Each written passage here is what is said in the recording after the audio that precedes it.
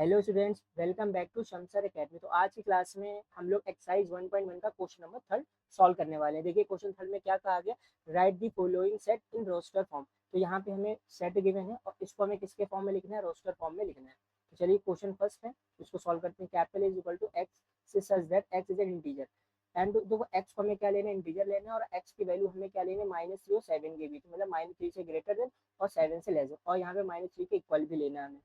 तो यहाँ पे देखिए -3 पे इक्वल लगा है, तो -3 हमारे एक इंटीजर होते तो -3 ले लेंगे, और -3 से ग्रेटर देन क्या आएगा हमारे यहाँ पे, -2 आएगा, -1 भी होगा एंड 0 भी आएगा।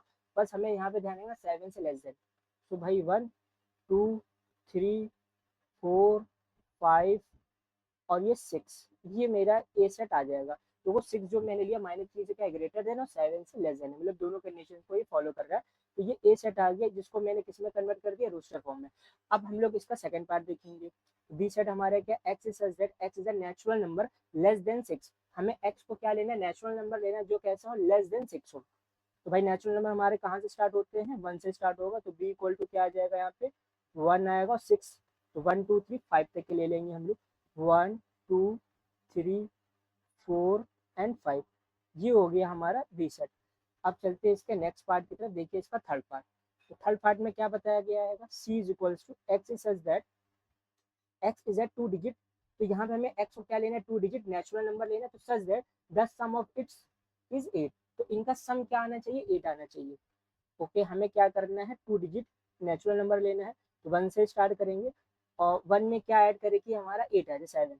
तो देखो मैंने 17 ले लिया। तो देखो जो 17 है ये क्या है, 2 डिजिट नेचुरल नंबर है, और इन दोनों का सम करेंगे, 1 + 7 को ऐड करने पे क्या आ रहा है, 8 आ रहा है। मतलब दोनों कंडीशन को क्या कर रहा है, ये फॉलो कर रहा है। 2 डिजिट नेचुरल नंबर भी है और इनका सम करने पे क्या आ रहा है, 8 आ रहा है।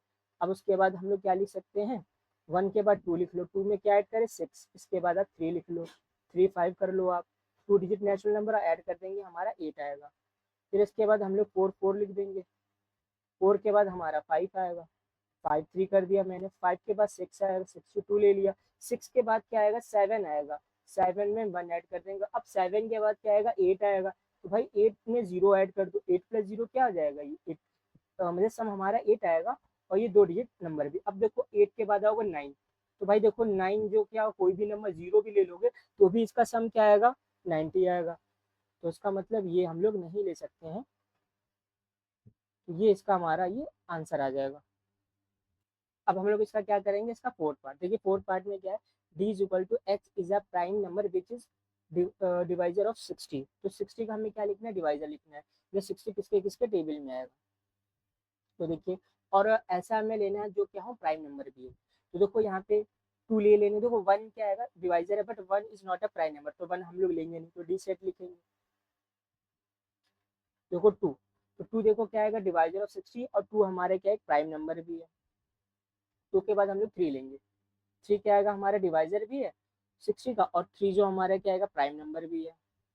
और 4 देखो 60 का क्या आएगा, डिवाइजर है, but 4 is not a prime number, तो इस सेट में 4 नहीं आया। क्योंकि देखो यहाँ पे दो कंडीशन है, एक्स हमारा क्या होना चाहिए, प्राइम नंबर होना चाहिए, और जो क्या विच इज डिवाइजर ऑफ 60, 60 का डिवाइजर भी है 2 3। अब इसके बाद प्राइम नंबर क्या आएगा, नेक्स्ट 5 आएगा, क्या आएगा 5। अब देखो 5 क्या 60 का डिवाइजर है, बिल्कुल डिवाइजर है। एंड इसके बाद आप कोई भी नंबर्स लोगे, कोई भी ऐसा प्राइम नंबर्स नहीं आएगा। जैसे कि मान लीजिए मैंने यहाँ पे 7 क्या आएगा हमारा प्राइम नंबर, बट 60 का वो डिवाइजर नहीं है। तो यहाँ पे मतलब दो कंडीशंस फॉलो करेंगे, वो एलिमेंट इस सेट में आएंगे। अब जैसे कि मैं बात करता हूँ यहाँ पे 10 की बात करते, तो देखो 10 क्या होगा, 60 का डिवाइजर है, but 10 is not a prime number. तो दैट्स वाई यहाँ पे इसका आंसर 2, 3, 5 ही आएगा। तो उम्मीद करते हैं आपको इसका फोर्थ पार्ट भी समझ में आ गया होगा। अब हम लोग बढ़ते हैं इसके नेक्स्ट पार्ट में। तो देखिए इसका ये फिफ्थ पार्ट। तो ये कैपिटल ई है, ये कैपिटल ए क्या कह रहा है, this set of all letters in the world trigonometry. तो अब हमें क्या करना है, ये जो ट्रिग्नोमेट्री वर्ल्ड हमारे पास ये गिवन है, तो इसको हमें क्या करना है, रोस्टर फॉर्म में लिखना है। और आपको एक चीज ध्यान रखनी है, सेट में क्या होता है, एलिमेंट्स हमारे रिपीट नहीं करते हैं। सेट में क्या नहीं होना चाहिए, रोस्टर फॉर्म में एलिमेंट्स आपके रिपीट नहीं होने चाहिए। जैसे कि मान लीजिए कैपिटली हम लोग सेट लिखेंगे, क्या लिखेंगे, कैपिटली सेट।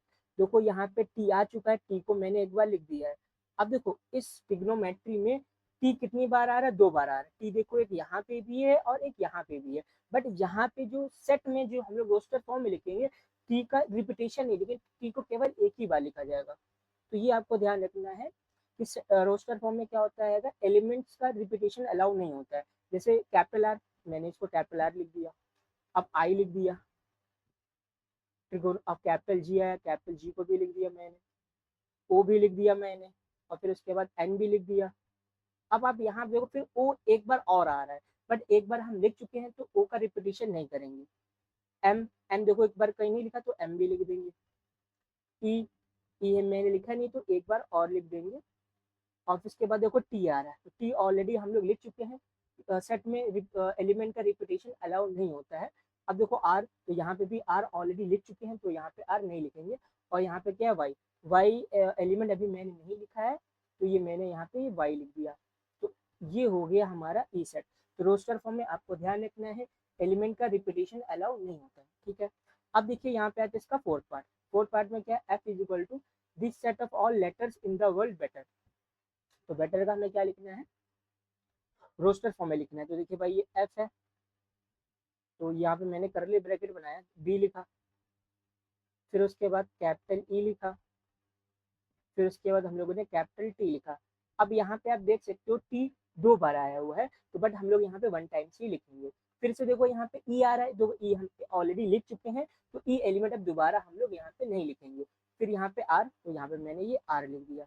तो इस तरीके से हम लोगों ने क्या कर लिया, क्वेश्चन नंबर 3 को कंप्लीट कर लिया। तो उम्मीद करते हैं आप लोगों को आज की वीडियो समझ में आ गई। अगर वीडियो आपको अच्छी लगी तो वीडियो को लाइक करिए और शमसर अकेडमी को सब्सक्राइब जरूर कर लीजिएगा। Thanks for watching.